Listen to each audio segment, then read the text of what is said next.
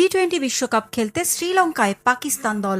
সংক্ষিপ্ত সংস্করণের বিশ্বকাপের আগে লাহোরে 3 ম্যাচের টি-20 সিরিজে অস্ট্রেলিয়াকে হোয়াইট ওয়াশ করেছে মেন ইন গ্রিন। তবে সিরিজ জয়েও স্বস্তিতে নেই দেশটির ক্রিকেটাররা। বাংলাদেশকে সমর্থন দিয়ে আগামী 15ই ফেব্রুয়ারি চিরপ্রতিদ্বন্দ্বী ভারতের বিপক্ষে টি-20 বিশ্বকাপে ম্যাচ বয়কট করেছে পিসিবি। এ ঘটনার পর থেকে আগ্নেয়গিরির অগ্ন্যুৎপাতের মতো লাভা উদ্গীরণ হচ্ছে দুদেশের সম্পর্কে। গত 3 জানুয়ারি মুস্তাফিজকে বাদ দেয় কলকাতা নাইট রাইডার্স। এর পরদিনই ভারতে বিশ্বকাপ খেলতে অস্বীকৃতি জানায় বাংলাদেশ। নিরাপত্তা শঙ্কায় ভারতের পরিবর্তে শ্রীলঙ্কায় ম্যাচ আয়োজনের অনুরোধ করেছিল বিসিবি। তবে ভারতে নিরাপত্তার কোনো ঝুঁকি আছে এমন কোনো বিষয় খুঁজে না পাওয়ায় বাংলাদেশের দাবি নাকচ করে দেয় আইসিসি। বিসিবিকে সমর্থন দিয়ে বিশ্বকাপ বয়কটের হুমকি দিলেও শেষ পর্যন্ত শুধু ভারতের বিপক্ষে ম্যাচ বয়কট করেছে পিসিবি। বিশ্বকাপে ভারত পাকিস্তান ম্যাচ না হলে প্রায় 6,000 কোটি টাকা ক্ষতি হবে আইসিসির। তাই পিসিবিকে আইসিসি নমনীয় করতে নানাভাবে চেষ্টা চালাচ্ছে বলেও খবর প্রকাশ করেছে বেশ কিছু গণমাধ্যম।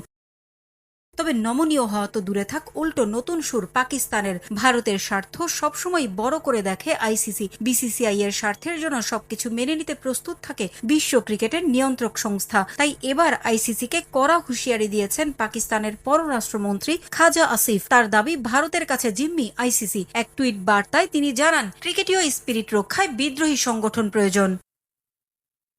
আমি মনে করি ক্রিকেটের জন্য নতুন একটি আন্তর্জাতিক সংস্থা প্রয়োজন, যাতে ভদ্রলোকের খেলাটির স্পিরিট বজায় থাকে। দক্ষিণ এশিয়ায় ভারতের রাজনৈতিক স্বার্থের কাছে জিম্মি হয়ে গেছে আইসিসি। এদিকে দুদেশের বৈরী সম্পর্কের কারণে ভারতে পাকিস্তান সুপার লিগের আগামী আসরের সম্প্রচার সত্ত্ব বিক্রি না করার সিদ্ধান্ত নিয়েছে পাকিস্তান ক্রিকেট বোর্ড। পিএসএল এর সবশেষ আসরের ম্যাচগুলো ভারতে সম্প্রচার করেছিল সনি স্পোর্টস ও স্ট্রিমিং প্ল্যাটফর্ম ফ্যানকোড। আগামী আসর থেকে ভারতের এই প্রতিষ্ঠানগুলোর সঙ্গে চুক্তি রাখবে না বলে জানিয়েছে পিসিবি।